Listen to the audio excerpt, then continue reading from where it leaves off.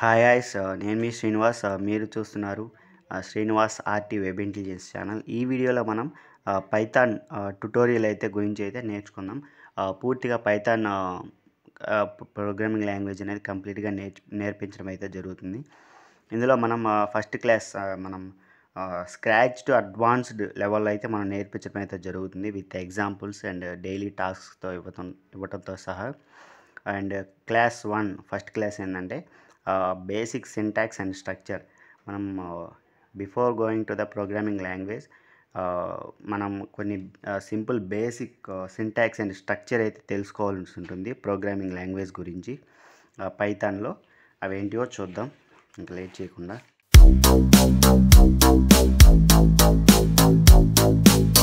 First మనం కొన్ని key points అయితే తెలుసుకుందాం. ఇది ఫస్ట్ ఇందులో ఈ పైథాన్లో ఏంటంటే సెమీకోలన్ అనేది అవసరం లేదనమాట. ఫస్ట్ పాయింట్ వచ్చేసరికి ఇందులో స్టేట్మెంట్ ఎండింగ్లో మనం సెమీకోలన్ పెట్టాల్సిన అవసరం లేదనమాట. అది ఆటోమేటిక్గా ఐడెంటిఫై చేసి అడ్జస్ట్ చేసుకుంటుంది. No semicolon needed and no main function to start for a program అనమాట. మెయిన్ ఫంక్షన్ అయితే దీనికైతే అవసరం లేదు. పైథాన్ ఒక ప్రోగ్రామ్ స్టార్ట్ అవడానికి డైరెక్ట్ మనం రాసుకొని కోడ్ ఎగ్జిక్యూట్ చేసుకోవచ్చు. మెయిన్ ఫంక్షన్ నుంచి స్టార్ట్ అవ్వటం మెయిన్ ఫంక్షన్ అయితే ఉండదన్నమాట, అవసరం లేదు. అండ్ ఫైనల్ ఏంటంటే simple clean and human readable syntax అయితే ఉంటుంది. సింపుల్గా, నీట్గా, క్లీన్గా అండ్ హ్యూమన్కి అర్థమయ్యే విధంగా హ్యూమన్ రీడబుల్ సింటాక్స్ అయితే ఉంటుంది. క్లియర్గా డైరెక్ట్గా మనం కోడ్ మీదే కాన్సన్ట్రేషన్ అయితే చేయొచ్చు. ప్రోగ్రామ్ మీద ఆ లాజిక్ మీద అయితే కాన్సన్ట్రేషన్ చేయడానికి అవకాశం ఉంటుంది అన్నమాట. అండ్ నెక్స్ట్ ఇంకా ఫస్ట్ది మనం తెలుసుకోవాల్సింది ఏంటంటే పైథాన్ ఫైల్ స్ట్రక్చర్. అంటే మనం పైథాన్ ఒక ప్రోగ్రామ్ రాసిన తర్వాత ఆ ఫైల్ని డాట్ పై అనే ఎక్స్టెన్షన్తో అయితే మనం సేవ్ చేసి రన్ చేసుకుంటాం అన్నమాట. పైథాన్ ఫైల్ అంటే డాట్ పై అనే ఎక్స్టెన్షన్తో అయితే ఉంటుంది.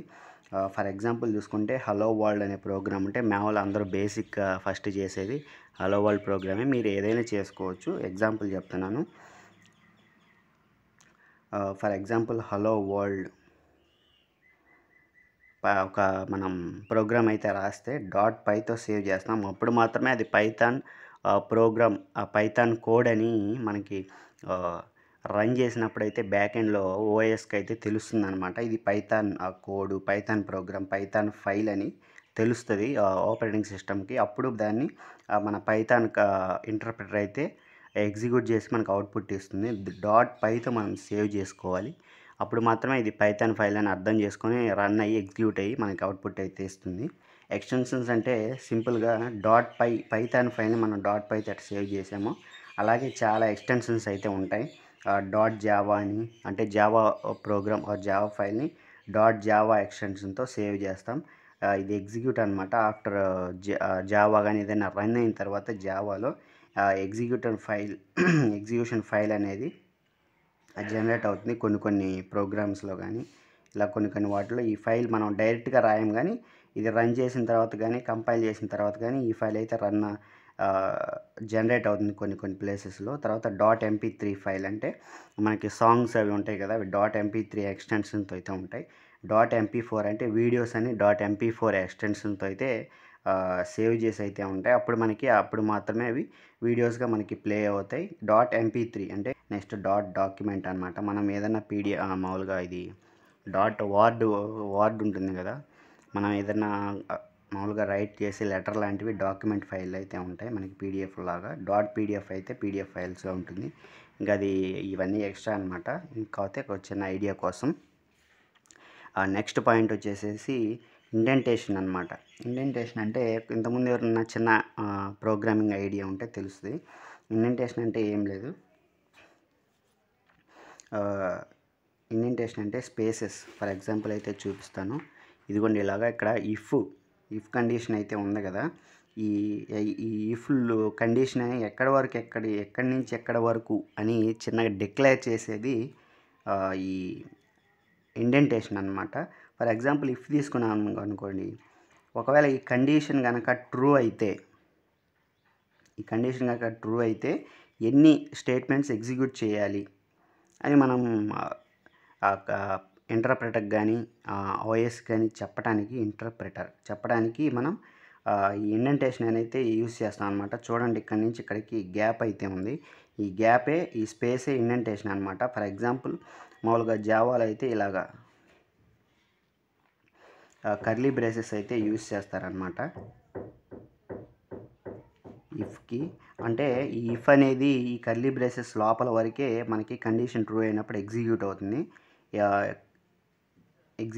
అందుకని ఈ ఎంతవరకు ఈ కండిషన్ ట్రూ అయినప్పుడు ఎంతవరకు ఎగ్జిక్యూట్ అవ్వాలని తెలియటానికి ఈ కర్లీ బ్రేసెస్ ఉంటాయి. ఈ కండిషన్ ట్రూ అయినప్పుడు ఈ కర్లీ బ్రేసెస్ లోపల స్టేట్మెంట్స్ వరకే ఎగ్జిక్యూట్ అవుతుంది, ఇంకా తర్వాత ఎగ్జిక్యూట్ అవ్వదు. అది తెలుసుకోవడానికి మాత్రమే ఈ కర్లీ బ్రేసెస్ అనమాట. పైథాన్లో అయితే కర్లీ బ్రేసెస్ ఉండవు, ఇండెంటేషన్ ఉంటుంది, స్పేసెస్ ఉంటాయి. ఆ స్పేస్ అంటే ఈ సేమ్ లైన్లోది కాకుండా కొంచెం గ్యాప్ ఇచ్చి ఉన్న స్టేట్మెంట్స్ మొత్తం ఈ ఇఫ్ కండిషన్ కిందకైతే వస్తాయి. ఈ ఇఫ్ ఎంతవరకు అని తెలియటానికైతే మనం ఈ గ్యాప్ అయితే ఇస్తాం అన్నమాట. అది చూడండి, పైథాన్ ఇండెంటేషన్ అంటే సింపుల్గా స్పేసెస్. ఇవి లూప్స్కి కండిషన్స్కి అయితే మస్ట్ కంపల్సరీ అయితే ఉండాలి, లేకపోతే ఎర్రర్ వస్తుంది.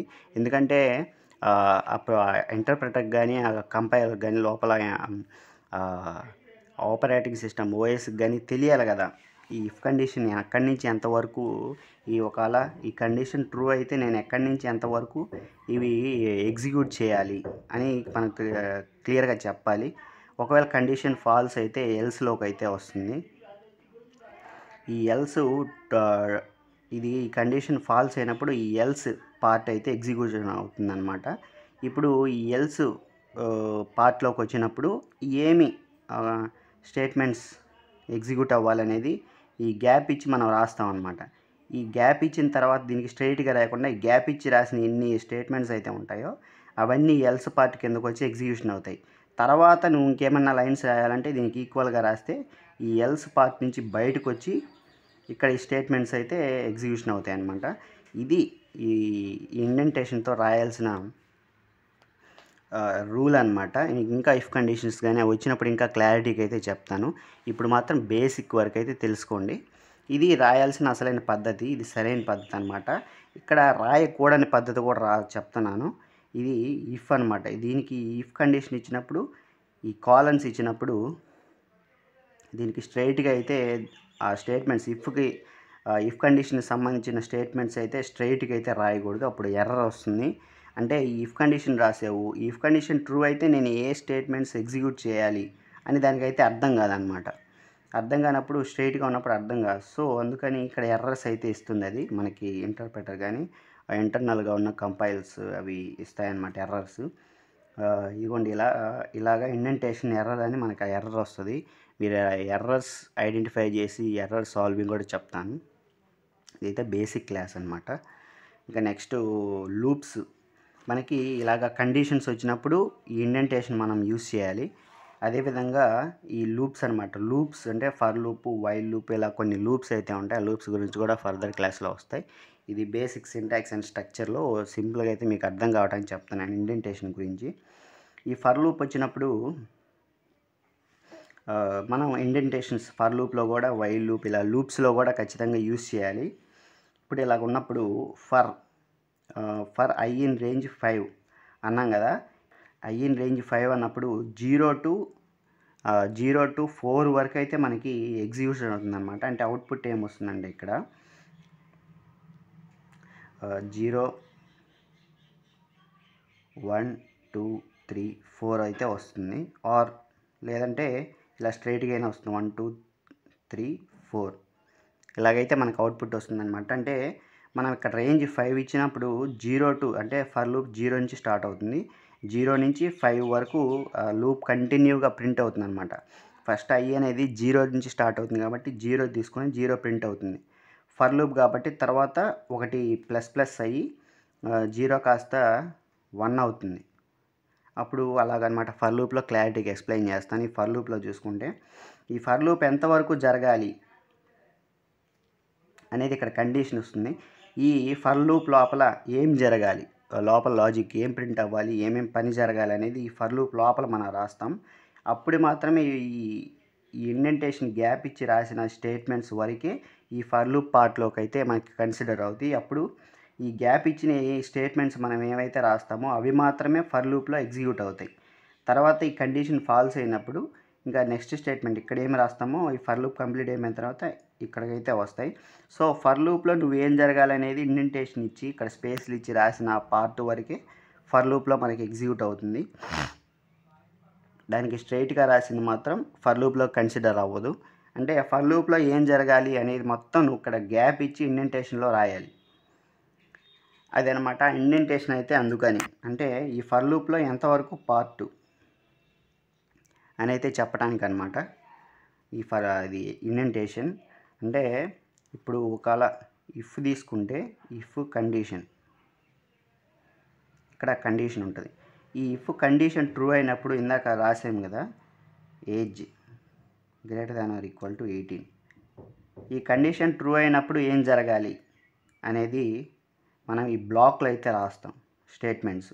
అంటే ఈ బ్లాక్ని మనం ఎలాగా రాస్తామంటే ఈ పైథాన్లో ఎలాగ తీసుకుంటామంటే దీనికి స్ట్రైట్గా ఇవ్వకుండా ఇంత గ్యాప్ ఇస్తాం అనమాట. అంటే మినిమంలో మనకి ఉండాల్సింది 4 స్పేసెస్ అయితే ఇవ్వాలి. లేదంటే ఒక ట్యాబ్ స్పేస్ ఇచ్చినా కూడా సరిపోతుంది. ట్యాబ్ ఉంటుంది అనమాట ఈ కీబోర్డ్లో, ఆ ట్యాబ్ స్పేస్ ఇచ్చినా సరిపోతుంది, లేదా 4 స్పేసెస్ ఇచ్చినా సరిపోతుంది అనమాట. అంటే ఇది రికమెండెడ్. మీరు ఒక 2 గ్యాప్స్ ఇచ్చినా సరిపోతుంది, లేదా 1 గ్యాప్ ఇచ్చినా సరిపోతుంది. కాకపోతే రీడబుల్కి క్లారిటీకి అయితే మినిమం 4 స్పేసెస్ ఇస్తే కనుక అది రికమెండెడ్ అనమాట. కోడ్ క్లారిటీగా అయితే ఉంటుంది, రీడబుల్గా. అదే అనమాట ఇఫ్ కండిషన్. ఇది ఇప్పుడు వైల్ లూప్ చూద్దాం. ఇది కూడా లూప్. వైల్ లూప్లో చూసుకున్నట్లయితే for example count is equal to 0 తీసుకున్నాం. అంటే కౌంట్ అంటే 0 అని అర్థం. కౌంట్ 0 తీసుకుంటే ఇప్పుడు వైల్ కౌంట్ లెస్ దాన్ 3 అంటే ఈ కౌంట్ అనేది ఇప్పుడు ఎంత 0 ఉంది. అంటే కౌంట్ 0 అంటే 3 కంటే తక్కువే కదా. కండిషన్ ట్రూ అయినప్పుడు ప్రింట్ హలో ప్రింట్ అవుతుంది. తర్వాత స్టేట్మెంట్ అంటే చూడండి, ఈ 2 స్టేట్మెంట్స్ వైల్ కండిషన్ లోపల అయితే ఉన్నాయి. ఈ గ్యాప్ చూశారు కదా, ఈ గ్యాప్ అయితే 4 స్పేసెస్ ఉంటుంది. దీనికి స్ట్రైట్గా లేకుండా ఈ వైల్ లూప్ లోపల ఉన్న స్టేట్మెంట్స్ అయితే ఈ కండిషన్ ట్రూ అయినప్పుడు ఎగ్జిక్యూట్ అవుతాయి. అంటే ఈ వైల్ లూప్లో ఎన్ని స్టేట్మెంట్స్ నేను ఎగ్జిక్యూట్ చేయాలి అని దానికి క్లారిటీ ఇస్తున్నాం అనమాట. ఈ 4 స్పేసెస్ ఉన్న స్టేట్మెంట్స్ అన్నీ వైల్ లూప్ కిందకు వస్తాయి. ఇప్పుడు ఈ కండిషన్ ట్రూ అయింది, 3 కంటే తక్కువే, ట్రూ అయిపోయింది. తర్వాత హలో అనేది ప్రింట్ అయింది అనమాట. ఒకసారి ఇక్కడ మనకి హలో ప్రింట్ అవుతుంది. కండిషన్ ట్రూ అయింది, హలో ప్రింట్ అయింది. తర్వాత స్టేట్మెంట్ ఏంటంటే count equal to count plus 1. అంటే కౌంట్ ఎంత ఇప్పుడు మనకి 0 ప్లస్ 1 చేసామంటే 1. ఈ 1 వచ్చేసి కౌంట్లో స్టోర్ అవుతుంది. ఇప్పుడు మళ్ళీ తిరిగి ఈ వైల్ కండిషన్ ఫాల్స్ అయినంత వరకు ఇది ఎగ్జిక్యూట్ అవుతూనే ఉంటుంది. ఇప్పుడు ఎంత అయింది 1, కౌంట్ ఈజ్ ఈక్వల్ టు 1 అయింది. అంటే తిరిగి మళ్ళీ వైల్కి వస్తుంది. ఎందుకంటే వైల్ ఇక్కడ కండిషన్ ఫాల్స్ అవ్వలేదు. కౌంట్ ఎంత అయింది మనకి 1 అయింది. అప్పుడు 3 లెస్ దాన్ 1, 1 లెస్ దాన్ 3 కంటే తక్కువే కాబట్టి 1 కండిషన్ ట్రూ అయింది. మళ్ళీ ప్రింట్ ఎగ్జిక్యూట్ అవుతుంది, మళ్ళీ హలో ప్రింట్ అవుతుంది ఇక్కడ. అప్పుడు మళ్ళీ ఈ స్టేట్మెంట్ ఎగ్జిక్యూట్ అయినప్పుడు మనకి ఎంత ఉంది, కౌంట్ 1 ఉంది. అప్పుడు మళ్ళీ 1 ప్లస్ ఇక్కడ ప్లస్ 1 ఉంది కదా, కౌంట్ ఇక్కడ 1 అయింది. ప్లస్ ఇక్కడ ప్లస్ ఎంత ఉంది, 1 ఉంది. 1 ప్లస్ 1 ఈజ్ ఈక్వల్ టు 2. ఆ 2 వచ్చి మళ్ళీ కౌంట్లో స్టోర్ అవుతుంది అనమాట. అప్పుడు ఇక్కడ 2 అవుతుంది. ఈ 2 తిరిగి మళ్ళీ ఇక్కడ కౌంట్ దగ్గర 2 అయింది. 2 లెస్ దాన్ 3 అంటే 3 కంటే తక్కువ కాబట్టి కండిషన్ ట్రూ అయింది. మళ్ళీ ప్రింట్ మళ్ళీ హలో ప్రింట్ అవుతుంది. ఇప్పుడు ఇక్కడ count is equal to count plus 1. Count ఎంత ఉంది మనకి 2 ఉంది. అప్పుడు count is equal to 2 plus 1 equal to 3. ఈ 3 మళ్ళీ కౌంట్లోకి వెళ్ళి స్టోర్ అవుతుంది అనమాట. ఇప్పుడు ఎంత ఇక్కడ కౌంట్ 3. ఈ 3 అనేది మళ్ళీ ఇక్కడికి వస్తుంది. అప్పుడు కౌంట్ 3 అవుతుంది. 3 లెస్ దాన్ 3 కండిషన్ 3 కంటే 3 తక్కువ కాదు కాబట్టి కండిషన్ ఫాల్స్. అప్పుడు ఈ వైల్ లూప్లోంచి బయటకు వచ్చేస్తుంది అనమాట. బయటికి రావటం అంటే ఏంది, ఈ వైల్ స్ట్రైట్లో ఉన్న స్టేట్మెంట్స్ ఇక్కడ ఏమన్నా ఉంటే అవి ప్రింట్ అవుతాయి అన్నమాట. ఈ వైల్ కండిషన్ లోపల గ్యాప్స్ ఉన్నాయి కదా, ఇంక ఈ స్టేట్మెంట్స్లోకి వెళ్ళదు కర్సరు. ఈ వైల్ లూప్లో నుంచి బయటకు వచ్చేస్తుంది. బయటకు వచ్చి ఈ వైల్ గ్యాప్స్లోంచి లేకుండా స్ట్రైట్గా ఏమైతే లైన్స్ ఉంటాయో ఆ లైన్స్ అయితే ఎగ్జిక్యూట్ చేస్తుంది. అది ఇప్పుడు ఏంది 3 హలోస్ ప్రింట్ అయ్యాయి అనమాట. లూప్ అంటే కంటిన్యూస్గా జరగటం అనమాట. ఇంకా నెక్స్ట్ ఎక్కడ యూస్ చేస్తామంటే మనం ఇంకా నెక్స్ట్ థర్డ్ పాయింట్ వచ్చేసేసి ఫంక్షన్స్. ఈ ఇండెంటేషన్స్ని మళ్ళీ ఫంక్షన్స్లో అయితే మనం యూస్ చేస్తామన్నమాట. ఇదిగోండి ఇక్కడ ఈ ఫంక్షన్ డిక్లేర్ చేసేటప్పుడు క్రియేట్ చేసేటప్పుడు ఇక్కడ గ్యాప్ ఇస్తాం అన్నమాట. దీన్ని స్ట్రైట్గా రాయకుండా ఈ ఫంక్షన్ లోపల ఈ స్టేట్మెంట్ మనకి ఎగ్జిక్యూట్ అవ్వాలి అన్నప్పుడు 4 స్పేసెస్ ఆర్ ట్యాబ్ లేదా మీకు కొన్ని స్పేసెస్ ఇచ్చి ఈ స్టేట్మెంట్స్ అయితే రాయండి. ఎందుకంటే ఈ ఫంక్షన్ లోపల ఏం స్టేట్మెంట్స్ ఎగ్జిక్యూట్ అవ్వాలో మనకు క్లారిటీ ఇస్తున్నాం అనమాట 4 స్పేసెస్ ద్వారా లేదా కొన్ని స్పేసెస్ ద్వారా. అంటే 4 స్పేసెస్ ఎందుకంటే క్లియర్ కట్గా నీట్గా అయితే ఉంటుంది మనకి చూడటానికి. రికమెండెడ్ మాత్రం 4 స్పేసెస్ చేస్తాం అనమాట, రికమెండెడ్. సో దీని లోపల ఇప్పుడు ఈ ఫంక్షన్ గ్రీట్ అనేది ఫంక్షన్ అనమాట. గ్రీట్ ఫంక్షన్ ఇచ్చి క్లారిటీగా చెప్తాను ఫంక్షన్స్ గురించి, బ్రీఫ్ ఎక్స్ప్లెనేషన్. ఈ ఫంక్షన్లో గ్రీట్ అనే ఫంక్షన్లో మనం ఏం రాసామంటే హలో అని ఈ పేరు ఎవరిదైతే వాళ్ళకి హలో చెప్పాలి. అంటే ఎలాగంటే ఇప్పుడు మన ఈ ఫంక్షన్ అయితే ఇంతవరకు అనమాట. ఇప్పుడు నేను ఈ ఫంక్షన్ యూస్ చేస్తాను. గ్రీట్ ఈ నేమ్ దగ్గర బాస్ అనే నేమ్ ఇస్తాను అనుకోండి. బాస్ అనే నేమ్ ఇచ్చినప్పుడు గ్రీట్ బాస్ అంటే బాస్కి గ్రీటింగ్ యూ హలో అని చెప్పు అన్నప్పుడు ఈ ఫంక్షన్ నేను కాల్ చేసినప్పుడు ఈ ఫంక్షన్ డైరెక్ట్ ఇక్కడ కాల్ అయ్యి ఇక్కడ నేమ్ ఏమొచ్చింది, ఈ బాస్ అనే నేము ఇక్కడ డైరెక్ట్గా అయితే ఇక్కడికి వస్తుంది. అప్పుడు బాస్ నేమ్ తీసుకొని ఈ బాస్ అనే నేమ్ అనేది ఇక్కడికి వస్తుంది, బాస్. అప్పుడేమవుతుంది హలో ప్రింట్. అప్పుడేమవుతుంది ప్రింట్ హలో ప్లస్ నేమ్ ఏమి ఇచ్చాం మనం, బాస్ ఇచ్చాం. సో హలో బాస్ అనేది ప్రింట్ అవుతుంది అనమాట. ఇలాగ మనం ఈ ఫంక్షన్స్ని డిక్లేర్ చేసుకోవడానికి, తర్వాత ఈ కండిషన్ లూప్స్, ఈ ఫర్ లూపు వైల్ లూపు వీటిని డిక్లేర్ చేసుకోవడానికి లేదా కండిషన్స్ని యూస్ చేసుకోవడానికి మనం ఇండెంటేషన్ అయితే యూస్ చేస్తాం అనమాట. ఇదిగోండి ఈ గ్యాపు తర్వాత ఇట్లా చేయకూడదు అనమాట, స్ట్రైట్గా రాయకూడదు. తర్వాత ఇఫ్ ఈ గ్యాపు, తర్వాత వైల్ లూప్కి ఈ గ్యాపు, ఇదంతా ఇండెంటేషన్ అనమాట. ఓకేనా. ఇంకా మనకి ముందు మనం వెళ్ళే కొంది క్లారిటీకి అయితే అర్థమవుతుంది. ఇంకా అదనమాట చూసి అర్థమైందిగా. ఈ ఇండెంటేషన్ అనేది స్పేస్ అనేది కంపల్సరీ లూప్స్లో, కండిషన్స్లో అండ్ ఫంక్షన్స్లో ఇంకా చాలా వాటిలో ఉంటుంది. మనం అడ్వాన్స్డ్గా వెళ్ళినప్పుడైతే తెలుసుకుందాం. ఇంకా 4th పాయింట్ మీకు తెలుసుకోవాల్సింది ఏంటంటే బేసిక్స్లో ఇన్పుట్ అవుట్పుట్ అనమాట. అంటే ఇన్పుట్ మనం ఎలా ఇస్తాం, అవుట్పుట్ ఎలా ఇస్తామని. అంటే మనం ఏదైనా యూజర్ నేమ్ ఇవ్వటం కానీ ఎలాగా ఇన్పుట్ ఇవ్వడానికైతే మనం ఇన్పుట్ ఫంక్షన్ యూస్ చేస్తాం. యూజర్ నుంచి మనం వేరే వాళ్ళ నుంచి నెంబర్ తీసుకోవడానికి, ఇన్పుట్ తీసుకోవడానికి. అంటే తర్వాత ప్రింట్ తీసుకున్నదాన్ని మనం ప్రింట్ చేయడానికి ఈ ఫంక్షన్ అయితే యూస్ చేస్తాం అనమాట. ఫర్ ఎగ్జాంపుల్ చూడండి, ఎగ్జాంపుల్ తీసుకుంటే యూజర్ నేమ్ అయితే మనం తీసుకోవాలన్నప్పుడు ఇలాగ మనం ఇస్తామన్నమాట. యూజర్ నేమ్ ఈక్వల్ టు ఇది underscore, user name is equal to input ఫంక్షన్లో ఎంటర్ యువర్ నేమ్ అని ఇస్తాం. చూడండి, ఫర్ ఎగ్జాంపుల్ తీసుకుంటే మనం యూజర్ నేమ్ అనే వేరియబుల్ తీసుకున్నాం, అందులోకి ఈ లైన్ ఇన్పుట్ అనే ఫంక్షన్ ఇచ్చామన్నమాట. తర్వాత మనం ఆ నేమ్ని అయితే ప్రింట్ చేయాలి. అప్పుడు మనకేమడుగుతుందంటే ఫస్ట్ ఇది రన్ చేసినప్పుడు ఎంటర్ యువర్ నేమ్ అని అడుగుతుంది. మనం ఇక్కడ నేమ్ ఇవ్వాలన్నమాట. ఎంటర్ యువర్ నేమ్ ఇచ్చి కాల్ని ఇచ్చి ఇక్కడ అంతా ఖాళీ ఉంటుంది, మనం ఏముండదు రన్ చేసినప్పుడు. అప్పుడు మన నేమ్ ఎంటర్ చేయాలి. సపోజ్ శ్రీనివాస్ ఎంటర్ చేశాను అనుకోండి, ఇది వచ్చేసి ఈ శ్రీనివాస్ వచ్చేసరికి ఈ యూజర్ నేమ్లో అని స్టోర్ అవుతుంది అనమాట. ఎందుకంటే ఇక్కడ ఇన్పుట్ ఫంక్షన్ ఇచ్చాం, ఎంటర్ యువర్ నేమ్ అన్నాం, ఇచ్చిన నేము ఈ యూజర్ నేమ్ అనే వేరియబుల్లో స్టోర్ అవుతుంది. ఓకేనా. స్టోర్ అయిన తర్వాత మనం ఏం చేసాం, ప్రింట్ యువర్ నేమ్ ఈస్ అని ఇచ్చి యూజర్ నేమ్ అనే ప్రింట్ చేసాం. అంటే ఈ యూజర్ నేమ్లో ఏముంది, ఇప్పుడు నేమ్ శ్రీనివాస్ అనే పేరు ఉంది. అప్పుడు దీన్ని ప్రింట్ చేసినప్పుడు యూజర్ నేమ్ ప్రింట్ చేసినప్పుడు మన ప్రింట్ ఫంక్షన్ ద్వారా అప్పుడు మనకి యువర్ నేమ్ ఈజ్ అని శ్రీనివాస్ అని అయితే ప్రింట్ అవుతుంది అనమాట. ఇలాగా మనం ఇన్పుట్ అండ్ అవుట్పుట్ని ఫంక్షన్స్ని అయితే యూస్ చేసుకుంటాం బేసిక్స్లో భాగంగా. ఇంకా ఫైనల్గా మనం కీ పాయింట్స్ గుర్తుపెట్టుకోవాల్సింది మెయిన్గా ఏంటంటే ఇది ఈ పైథాన్ అనేది కేస్ సెన్సిటివ్ అంటే ఇందులో నేమ్ అనే variable is different and capital name ఎంతో స్టార్ట్ అయిన నేమ్ ఈ నేమ్ అనే ఈ వేరియబుల్ అనేది రెండు డిఫరెంట్. అంటే రెండు నేమే, కాకపోతే ఒక్క లెటర్ డిఫరెన్స్ వచ్చినా కానీ క్యాపిటల్ స్మాల్లో ఒక్క లెటర్ గ్యాప్ వచ్చినా కానీ, లేదంటే ఒక్క లెటర్ కింద స్పేస్ అండర్ స్కోర్ ఇచ్చినా కానీ, ఇప్పుడు నేమ్ గ్యాప్ ఇచ్చి ఇలా రాసిన లేదా అండర్ స్కోర్ ఇచ్చి ఇలా రాసిన ఈ మొత్తం ఈ 3 డిఫరెన్స్ అయిపోతాయి.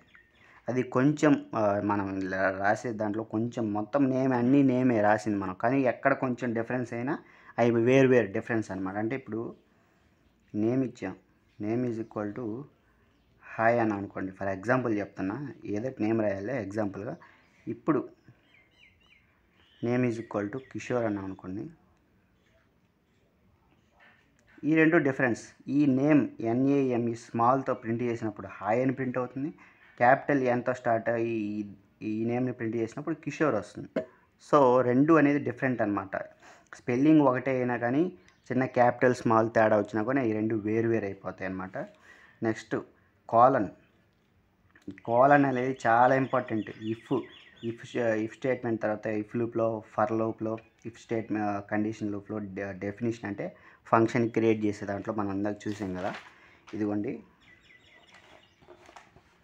ఇక్కడ చూస్తే కనుక మీరు ఏజ్ ఇఫ్ కండిషన్ తీసుకున్నప్పుడు ఇక్కడ కాలన్ కంపల్సరీగా ఉండాలి. కాలన్ తర్వాత మనకి మనం కోడ్ రైట్ చేసేటప్పుడు ఎంటర్ కొట్టగానే ఆటోమేటిక్గా ఇండెంటేషన్ అదే ఇస్తుంది. మనం దాని గురించి అంత టెన్షన్ పడాల్సిన అవసరం లేదు. కాబట్టి కాలన్ అనేది కంపల్సరీ, కాలన్ లేకపోతే అనేది మనకి ఎర్రర్ వస్తుంది. ఇఫ్ దగ్గర కాలన్ పెట్టాం, ఎల్స్ దగ్గర కాలన్ పెట్టాం, లూప్స్లో ఫర్ లూప్ దగ్గర ఇక్కడ కాలన్ చూసారా, ఇక్కడ ఫర్ లూప్ దగ్గర కూడా కాలన్ పెట్టాలి, తర్వాత ఇండెంటేషన్ ఇస్తాం అనమాట. ఈ ఫర్ లూప్ వైల్ లూప్లో, ఇదిగోండి వైల్ లూప్లో కూడా మనం ఇక్కడ కాలన్ అయితే పెట్టాం. ఈ ఫంక్షన్స్లో ఈ ఫంక్షన్ అనేది క్రియేట్ చేసిన తర్వాత ఇక్కడ కూడా మనం కాలన్ పెట్టాం. ఏంట్రా వీడు మొత్తం ఎక్స్ప్లెయిన్ చేయడంతోనే కాలం గడిపేస్తున్నాడు అనుకోవద్దు. నేను ఇంకా మీకు ప్రాక్టికల్గా కూడా చూపిస్తాను. ఇది జస్ట్ బేసిక్ క్లాస్ కాబట్టి చెప్పట్లేదు, ఇంకా నేను మీకు ప్రాక్టికల్గా కూడా చూపిస్తాను అన్నమాట. స్క్రీన్లో ల్యాప్టాప్లో అవుట్పుట్ మొత్తం చేసి ప్రోగ్రామ్ మొత్తం ఎక్స్ప్లెయిన్ చేసి అయితే చెప్తాను. ఫస్ట్ ఎక్స్ప్లెయిన్ చేసి తర్వాత కోడ్ అయితే మీకు రన్ చేసి ప్రాక్టికల్గా అయితే చూపిస్తాను. ఇంటర్నల్గా ఎలా రన్ అవుతుందని చెప్పి ప్రాక్టికల్స్ కూడా చూపిస్తాను అనమాట. మీకు అవుట్పుట్ ఎలా వస్తుంది మీరు కూడా ప్రాక్టీస్ చేయండి. ల్యాప్టాప్ లేని వాళ్ళు కూడా మీరు ప్రాక్టీస్ చేసుకోవచ్చు మొబైల్లోనే, అది కూడా నేను చెప్తాను నెక్స్ట్ వచ్చే క్లాసుల్లో. Next indentation spaces is very important అనమాట, అస్సలు మర్చిపోవద్దు, ఎర్రర్స్ వస్తాయి. అదే ఆటోమేటిక్గా మీరు కాలన్ ఇచ్చి ఫర్ లూప్ ఉంటే కాలన్ ఇచ్చి ఎంటర్ కొట్టంగానే అదే స్పేస్ ఆటోమేటిక్గా తీసుకొని మనకి ఆటోమేటిక్గా అయితే స్పేస్ వస్తుంది, ఇండెంటేషన్ తీసుకుంటుంది. తర్వాత రీడ్ ఎర్రర్స్ వచ్చిన ఇలాంటి ఎర్రర్స్ వస్తాయి, ఇండెంటేషన్ ఎర్రర్, సింటాక్స్ ఎర్రర్ అని. ఆ రీడ్స్ని మీరు చదవండి, కింద మీకు క్లియర్గా ఎక్స్ప్లెయిన్ చేస్తుంది ఎర్రర్ ఏందనేది. చదివి డీబగ్గింగ్ స్కిల్స్ కూడా ఇంప్రూవ్ చేసుకోండి. అవి కూడా నేను మీకు నేర్పిస్తాను, డీబగ్గింగ్ స్కిల్స్ కూడా ఎలా ఎర్రర్ని క్లియర్ చేయాలి ఏందనేది, డీబగ్ చేయాలి, ఎలా బగ్ని ఎర్రర్ని తీసేయాలనేది క్లారిటీగా చెప్తాను. ఇదనమాట ఈరోజు క్లాస్. ఇంకా మీకు పైథాన్ గురించి క్లారిటీగా నేర్చుకోవాలంటే సబ్స్క్రైబ్ చేయండి, వీడియో నచ్చితే లైక్ చేయండి. మీ ఫ్రెండ్స్ ఎవరైనా పైథాన్ గురించి నేర్చుకోవాలన్నా, జాబ్లో ఉన్నా లేదా ట్రైనింగ్ లేదా కోచింగ్ తీసుకుంటున్నా వాళ్ళకి ఇదైతే సెండ్ చేయండి. Thanks for watching. నేను మీ శ్రీనివాస్, మీరు చూస్తున్నారు Srinivas RT web intelligence channel. Thanks for watching.